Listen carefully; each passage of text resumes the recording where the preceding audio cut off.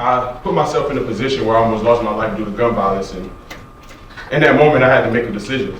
Either I could retaliate with, the gun, or I could retaliate with success. And I had just stepped away from the game of football, which brought me to Minnesota. And recently, prior to that, I lost my grandma, and she was the one who kept me connected to the sport.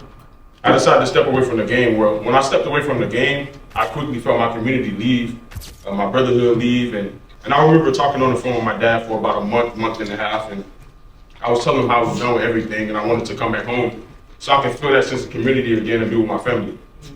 Well, I remember I packed up all my stuff in my car, and I drove to the post office.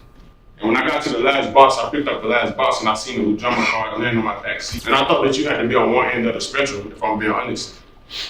And I didn't know that it could be helpful for me as a college student. And something just told me to put all of my things, back into the car. And I finally walked into Ujamaa Place, all hugs and joy, and I'm like, this is the energy that I need. And that was the first time in a long time that I felt like I belonged somewhere.